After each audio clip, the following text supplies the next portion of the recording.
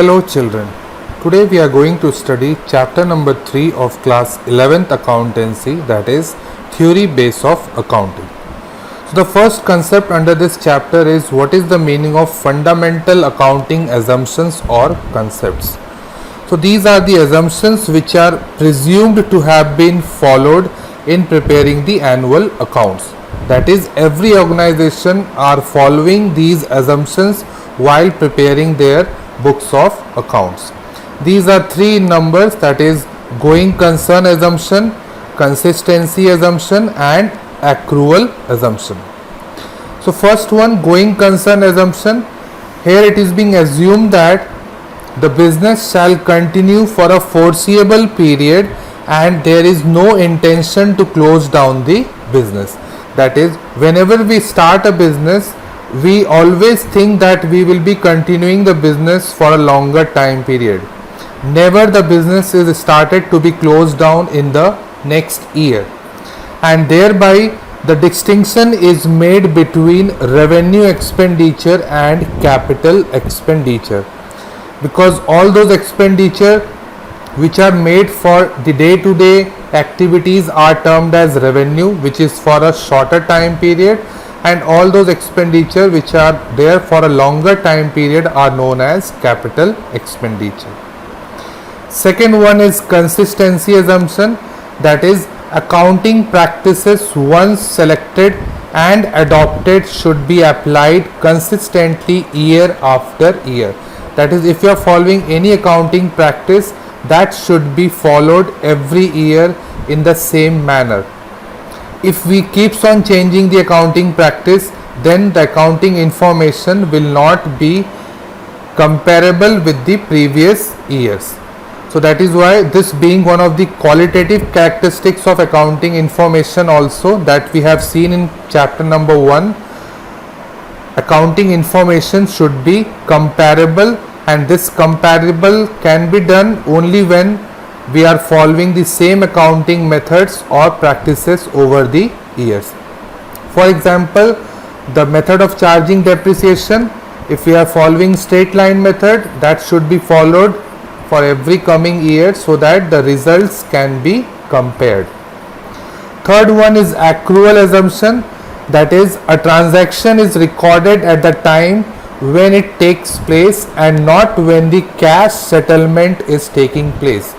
This is again very important, that we record the transaction as and when they are actually occurring and not when the cash settlement is taking place.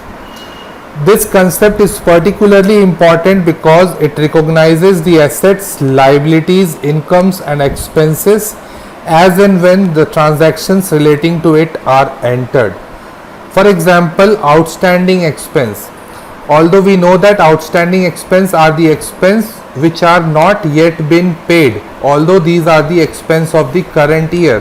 So these expenses will be added in the expense of the current year based on this accrual assumption, although we have not paid the amount of these expenses. In the same manner, prepaid expense. These are also accounted in the books by deducting from the expenses, because although we have paid the expenses, but these expenses relates to the next year. So based on accrual assumption, again prepaid expenses not being the expense of the current year needs to be deducted from the expenses in the final accounts. Moving on to the next topic, that is accounting principles. So these are the general law or rule adopted or proposed as a guide to action, a settled ground or a basis of conduct or practice. In other words, we can say these are the rules of action or conduct adopted by accountants universally while recording accounting transactions. So these are the general rules which every accountant in the whole world are following while recording the accounting transactions, and these are actually been followed in treating various items of assets, liabilities, expenses and incomes. So the first accounting principle, that is accounting entity or business entity principle. So according to this principle, business is considered to be separate and distinct from its owners. That is, the business and the owner are two different separate legal entities, and because of this the owners are considered as separate and distinct from their business, and they are the liabilities of the business to the extent of their capital. That is, whatever amount the owners are investing in the business, that is known as capital, and these owners are the liability of the business for the amount of capital introduced by them. That is, the business needs to return these amounts to the owner again, as owner and business are two different entities, and always business transactions are recorded in the books of account from the business point of view and not that of its owners. Because the business and the owners are two different entities, so whenever we record the transaction from the business point of view and not from the point of view of the owners. Second accounting principle is money measurement principle. According to this principle, transactions and events that can be measured in money terms are recorded in the books of accounts of the enterprise. So all those transactions which can be measured in terms of money are only recorded. The qualitative transactions have got no place in the books of account. Let's take the example. Suppose an enterprise is having 6 trucks and 10,000 square yards land. So these assets cannot be added and shown in the financial statement unless their monetary value is ascertained. So till the time we are unable to calculate the amount of 6 trucks and 10,000 square yards of lands in terms of money, we cannot record these assets in the books of account. Next accounting principle is accounting period principle. That is, according to this principle, the life of an enterprise is broken into smaller periods so that its performance is measured at regular intervals.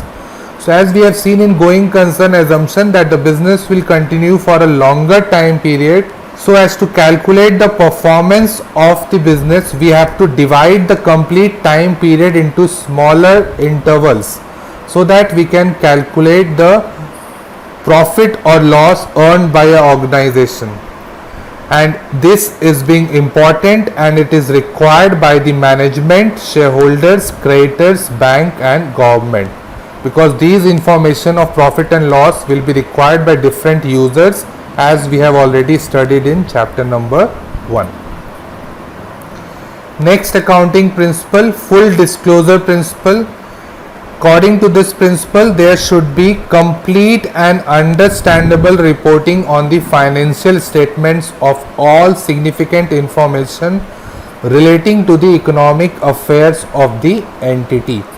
It means that according to this principle, every organization should disclose all the significant information to its users which will affect their decision making. Next principle, materiality principle. Materiality principle refers to the relative importance of an item or event. According to the American Accounting Association, an item should be regarded as material if there is a reason to believe that the knowledge of it would influence the decision of an informed investor. According to materiality principle, we have to disclose all the material information. So this is an exception to full disclosure principle.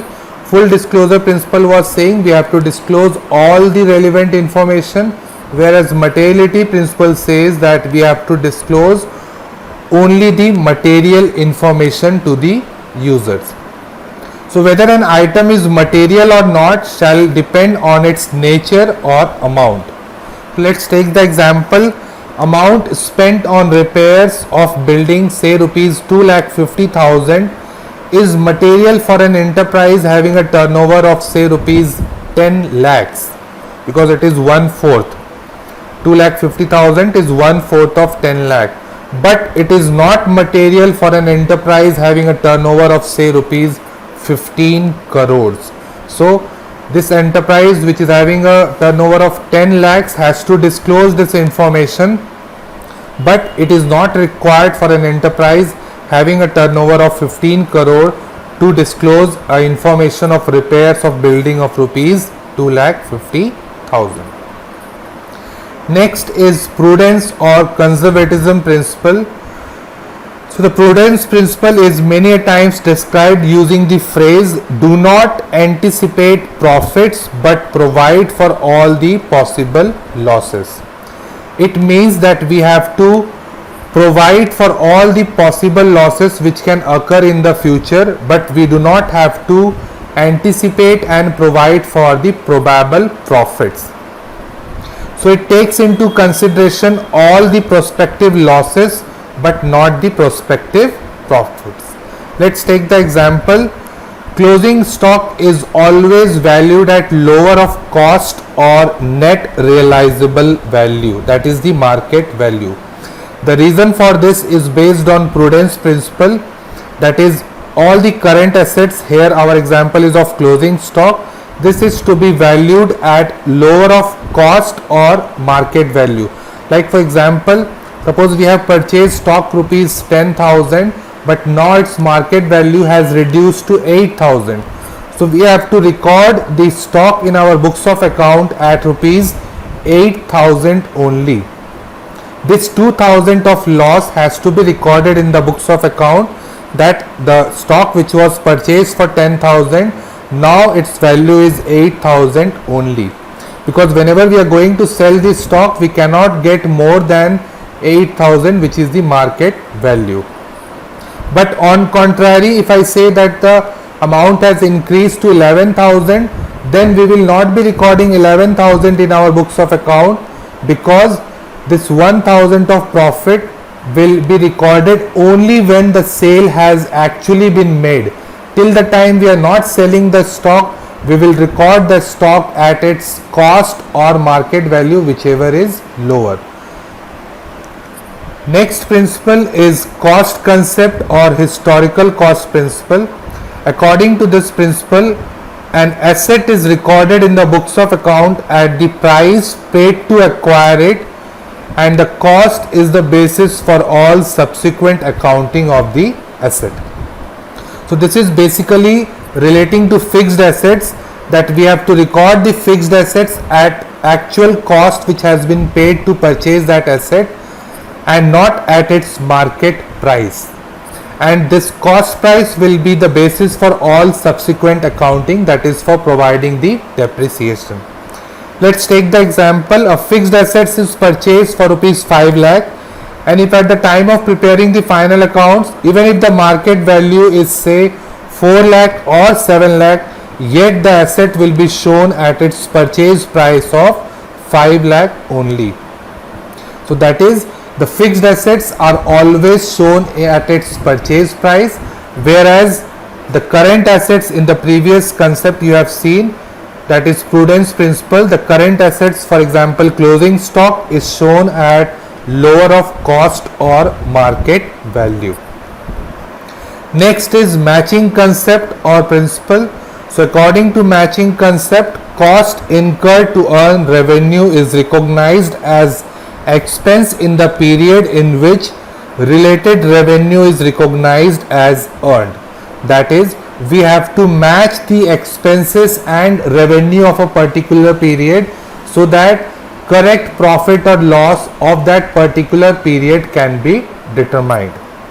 Since the accounts are usually prepared on accrual basis, the expenses incurred in an accounting period are matched with the revenues recognized in that period, and this is actually done so that correct profit or loss can be calculated. Next principle is dual aspect or duality principle. So according to this principle, every transaction entered into by an enterprise has two aspects, that is the debit and credit of equal amount, and this we have already seen in chapter number 1, that is the dual entry system or double entry system, that every transaction is having two aspects, one is of debit and the other one is of credit. So because of this, we can say that always our capital plus liability will be equals to the amount of assets. Next accounting principle is revenue recognition concept. According to this concept, revenue is recognized to have been realized when a transaction have been entered into and the obligation to receive the amount has been established. That is, always the revenue will be recognized when the transaction has been entered and obligation has been established. The cash settlement do not plays any important role. Let's take the example. Suppose a sale is made in February 2018 and the amount is received in April 2018.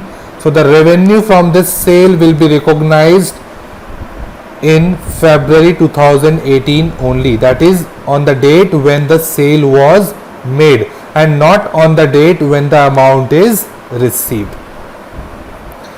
Next accounting principle is verifiable objective concept. So this accounting principle says that accounting should be free from personal bias. Measurements that are based on verifiable evidences are regarded as objective, and all transactions should be evidenced and supported by business documents. That is, every transaction should be supported by the supporting documents, vouchers, so that we can say that the transaction is being verified. So this all from chapter number 3. Thank you.